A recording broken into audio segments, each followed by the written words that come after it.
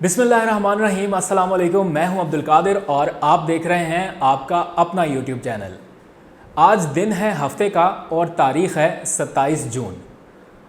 गुज़िश्ता रात इसी वक्त हुकूमत के एक फ़ैसले ने पूरे मुल्क में हलचल मचा रखी है।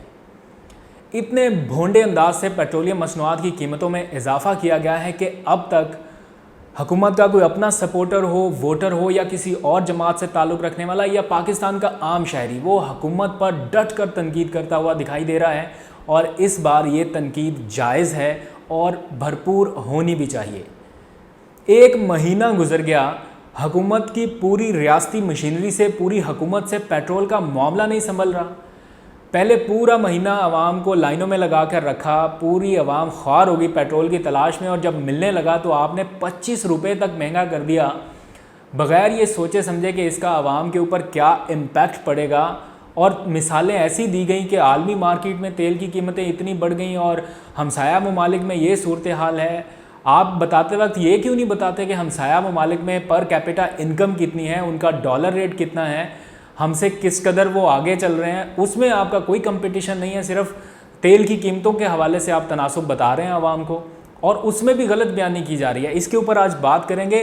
आवाम को शायद इस बात का दुख नहीं है कि आपने पेट्रोल 100 रुपये तक का कर दिया, क्योंकि पहले भी 114 रुपये 117 रुपये तक का ख़रीदती रही है आवाम। लेकिन दुख इस बात का है कि आपने माफिया के सामने घुटने टेक दिए हैं और आप एतराफ़ नहीं कर रहे।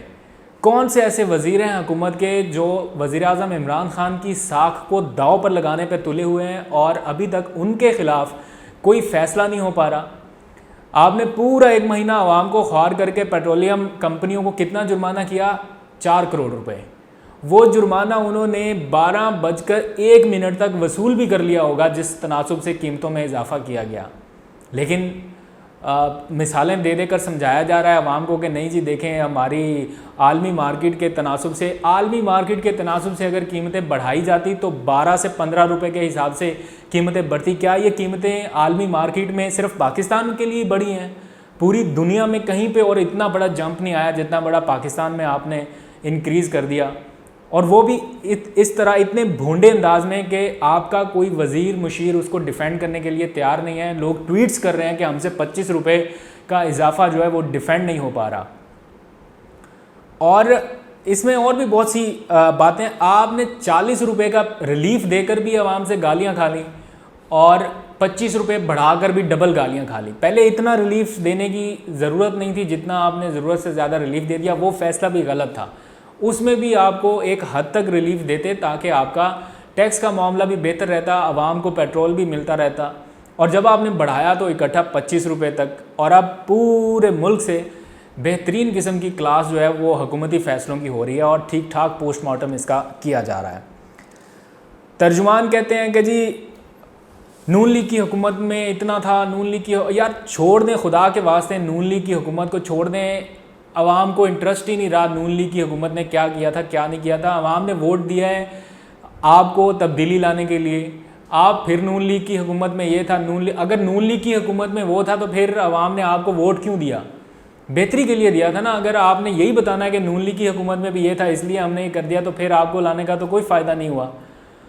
और मुझे ये बिल्कुल समझ नहीं आ रही कि ये इस तरह के डिसीजंस आपसे क्यों करवाए जा रहे हैं। आप आवाम को खुलकर क्यों नहीं बता रहे कि ख़जाना खाली है और हमें 350 अरब रुपया या 750 अरब रुपये का टारगेट पूरा करना है IMF का बजट बनाने के बाद, और ये सारा कुछ और कहीं से नहीं हो पा रहा, ना कहीं से कोई रिकवरी हो रही है, लूटी हुई दौलत वापस नहीं आ रही, आपको कहीं से उस तरह से कोई आसरा नहीं मिल रहा कौमी ख़जाना भरने का। तो आखिरी ऑप्शन, या आपके पास टैक्स कलेक्शन भी बेहतर नहीं हो पाई अभी तक। शब्बर जैदी साहब भी बोरिया बिस्तर गोल करके चले गए और नहीं हो पा रहा, तो आपने आवाम से ये लेना है। आवाम टैक्स देने के लिए तैयार है, कोई तरीका, कोई सलीका, कोई हिसाब किताब तो हो।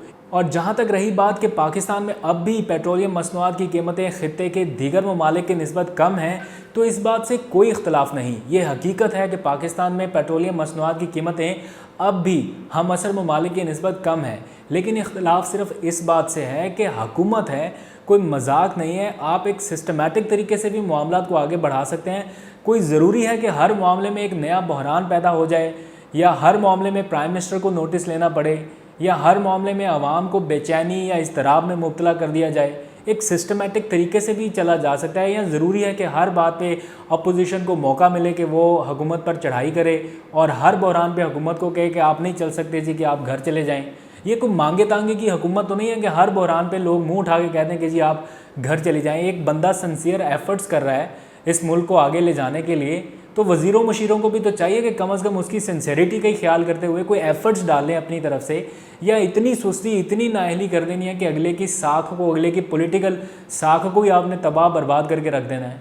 कहा गया कंपनियों के लाइसेंस मुअत्तल होंगे, उनको शोकाज नोटिस भेजकर 4 करोड़ रुपए का जुर्माना करके बस बात ख़त्म कर दी। वो वसूल कर चुके हैं, आवाम से वसूल कर चुके रातों रात। 1 मिनट के अंदर अंदर 4 करोड़ रुपया वसूल हुआ। किसका लाइसेंस मुअत्तल हुआ अभी तक?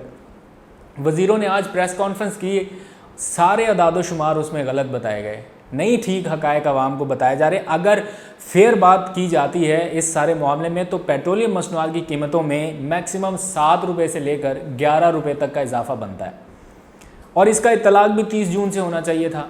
मौसूफ आज बता रहे हैं प्रेस कॉन्फ्रेंस में कि वो जी प्राइम मिनिस्टर इमरान खान से हमने जाके बात की, मुशीर ख़जाना से भी बात की। मुशीर ख़जाना तो अपने अदाद शुमार सीधे करने के चक्कर में, उसने IMF का बजट बनाया, वो अपने अदाद शुमार को सीधा रखना चाहता है, कभी भी नहीं चाहेगा कि उसकी अपनी परफॉर्मेंस डाउन हो। उसने अपने अदाद शुमार सीधे रखने हैं, मईशत के हवाले से ख़जाना भरना है। खान साहब तो पॉलिटिकल फिगर है ना, उनको ख्याल करना चाहिए, और उनको जो एडवाइस करने वाले हैं उनको ही ख्याल करना चाहिए। लेकिन बदकिस्मती से उनको एडवाइस करने वाले भी वो लोग हैं जिनका आवाम के साथ बराह रास्त कोई ताल्लुक वास्ता नहीं है। अब आज नदीम साहब बता रहे थे प्रेस कॉन्फ्रेंस करते हुए कि हमने खान साहब को जाके ब्रीफ़ किया, और ख़ान साहब ने कहा कि बताएं कम से कम किस तरह से फिर हम आवाम पर बोझ मुंतकिल कर सकते हैं, कम से कम किस तरह। खान साहब तो चाहते हैं, हमें उनकी नीयत पर कोई शक नहीं है, खान चाहते हैं, लेकिन आपने उनको सही मशवरा नहीं दिया। आपने घुमा फिरा के बात कर दी जनाब के जी 35 दिन का टेन्योर कर लें, 30 दिन में रेट बढ़ाते हैं उसको 35 दिन का कर लें, तो जी इतना। तो खान साहब ने बात मान भी ली, और मतलब सारा फैसला बैक एंड पे तो आपके हाथ में, जो आपने एडवाइस कर दी खान साहब ने भी मान ली। डॉलर में आपने इजाफे की मिसालें दी हैं, डॉलर बढ़ गया इसलिए। डॉलर कितना का बढ़ा है पिछले महीने से लेके अब तक? कितना का डॉलर बढ़ गया? मैक्सिमम 2 रुपये, इससे ज़्यादा तो नहीं बढ़ा। 164 रुपये के लगभग पिछले महीने था, 165 इशारिया कुछ अभी है। कोई इतना बड़ा जंप भी नहीं आया कि आपने इकट्ठी इतनी प्राइसेस बढ़ा दी। फिर अगर आपने कीमत बढ़ानी है, आप ओगरा को कहते हैं, वो आपको एक तजवीज़ देता है, एक समरी देता है। मैं आपको बताता हूँ इन्होंने ओगरा की तजवीज़ क्यों नहीं मांगी। क्योंकि ओगरा जब अपनी एडवाइस देता है वो पब्लिक हो जाती है, वो मीडिया में रिलीज़ हो जाती है, और जब मामला मीडिया में आ जाए तो उसके बाद हुकूमत के बस में नहीं रहता कि इसको खामोशी से कर सके इंक्रीज़। इसलिए ओगरा को भी बाईपास कर दिया गया। जो इस सारे मामले का रेगुलेटर इदारा है, वो चाहता तो वो अपनी एक समरी बना के देता। आपने रातों रात इंक्रीज़ करना था, आप दिन में ओगरा को एक ख़त लिखते या उनसे रिक्वेस्ट करते कि जी आप अपनी आलमी मार्केट के हिसाब से अपनी वर्किंग करके हमें बताएं कि सप्लाई डिमांड के अकॉर्डिंग या जो कुछ भी है आप हमें बताएं कितना इंक्रीज़ बनता है। ओगरा आपको एडवाइस करता और आप लोग उस पर इंक्रीज़ करते तो चलो कोई बात भी समझ में आती थी। अब आ जाते हैं हुकूमत की विल पे। अगर लेट्स सपोज इंटरनेशनल मार्केट में कीमत बढ़ती है या कम होती है तो उसके बावजूद भी कीमतों में इजाफा करना हुकूमत की अपनी विल पे डिपेंड करता है। अगर इजाफा हो रहा है और हुकूमत, अगर इंटरनेशनल मार्केट में इजाफा हो रहा है और हुकूमत चाहती है कि अपने मुल्क में ये इजाफा डिलीवर ना किया जाए बल्कि इसको मेंटेन रखा जाए प्राइस को, या इसको कम भी किया जाए, तो हुकूमत के पास कई ऑप्शंस होते हैं। पेट्रोलियम लेवी का टैक्स कम करके भी आवाम को रिलीफ दिया जा सकता है अगर इंटरनेशनल प्राइसेस भी बढ़ गई, लेकिन नहीं, वो आपने मैक्सिमम लिमिट तक रखा हुआ है। मुझे बहुत अच्छे से याद है, असद उमर साहब की स्टेटमेंट्स याद हैं मुझे, इलेक्शन से पहले भी बाद में भी। पेट्रोलियम लेवी एक जगह टैक्स है जिसकी मैक्सिमम हद जो आप लगा सकते हैं ज़्यादा से ज़्यादा वो 30 रुपये है, और इस हुकूमत में वो सबसे ज़्यादा मैक्सिमम लिमिट तक लगा हुआ है 30 रुपये। अगर मतलब उसके ऊपर कैपिंग ना लगी हुई होती कि 30 से भी आप ऊपर बढ़ा सकते हैं तो वो शायद 40 रुपये तक भी बढ़ता। मतलब 100 रुपये का पेट्रोल है, उसके ऊपर 47 रुपये का टैक्स। यार कोई खुदाखौफी तो होनी चाहिए। 47 रुपये का टैक्स, उसमें 30 रुपये लेवी। पेट्रोलियम लेवी को लगाने का मकसद ये था कि अगर इंटरनेशनल मार्केट में प्राइसेस कभी बहुत लो हो जाएं और आपको टैक्स की वसूली उस तरह से ना हो पाने का खदशा हो कि मतलब इंटरनेशनल मार्केट में पेट्रोलियम प्राइसेस बहुत कम हो जाएं और आपको ये खदशा हो कि अगर आपने इतनी कम कर दी अपने मुल्क में भी और आपका टैक्स ना इकट्ठा हो पाए, उस सूरत में ये पेट्रोलियम लेवी लगाई जाती है ताकि आपका टैक्स जो है वो आपके पास आता रहे। लेकिन ये तो हद ही कर दी हर तरह से ये पॉलिसी बनाने वालों ने कि 30 रुपये है तो पूरा का पूरा 30 रुपये लेवी टैक्स है। अगर आपने पेट्रोलियम प्राइसेस की रिसेंट जो 1 महीना 2 महीने पहले कीमतें कम की थी तो करते ना, लेवी को भी कम कर देते, क्या था, आवाम को रिलीफ ही मिलता ना। रिलीफ तो आपने वैसे भी दिया, लेवी भी कम कर देते, लेकिन नहीं जी, वो पैसा निकालना है आवाम से, इसलिए वो भी लगा। खैर, हफीज़ शेख साहब ने अपने मुआशी अदाद शुमार सीधे करने के चक्कर में और नदीम बाबर साहब ने अपने पेट्रोल बहरान और इस सारे मामले से और कंपनियों का दबाव जो उनके ऊपर मुसलसल आ रहा था उससे जान छुड़ाने के लिए उन्होंने जनाब ये सारा एक प्लान किया और कीमत 100 रुपये मुकर्रर कर दी।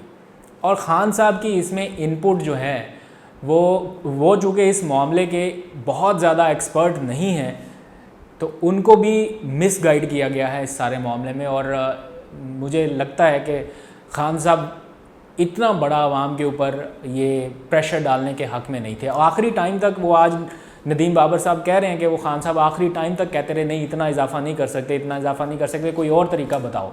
तो ख़ान साहब को चाहिए था कि ये अप्लाई करने से पहले कोई सेकंड ओपिनियन, कोई थर्ड ओपिनियन, कोई और तरीक़ों से भी चेक करता कि आगे क्या बेहतर हो सकता है। लेकिन नदीम बाबर साहब ने जो कहा उन्होंने कहा ठीक है कर दें।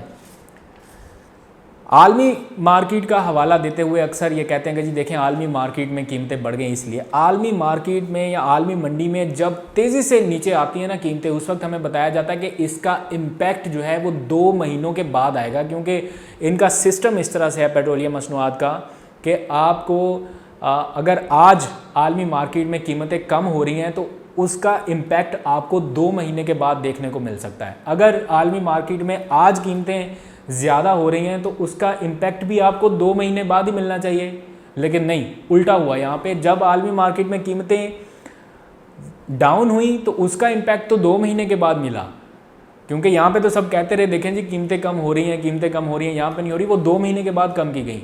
लेकिन जब आलमी मार्केट में ज़रा सी कीमत बढ़ी, आपने फट से उसका इम्पैक्ट ट्रांसफ़र कर दिया आवाम पे। असल हक़ाइक़ बताएं ना कि क्यों किया है, क्यों ये सारा कुछ हो रहा है। खैर, कंक्लूजन इसका ये है कि हफीज़ शेख साहब के पास मुआशी अहदाफ पूरे करने के लिए गरीब आवाम की जेब में हाथ डालने के सिवा और कोई ऑप्शन नहीं है। और पेट्रोल सस्ता करने का क्रेडिट लेने वाले जो वज़ीर मशीर हैं उनको टेंशन पड़ गई जब ये प्रेस रिलीज़ जारी हुई रात को।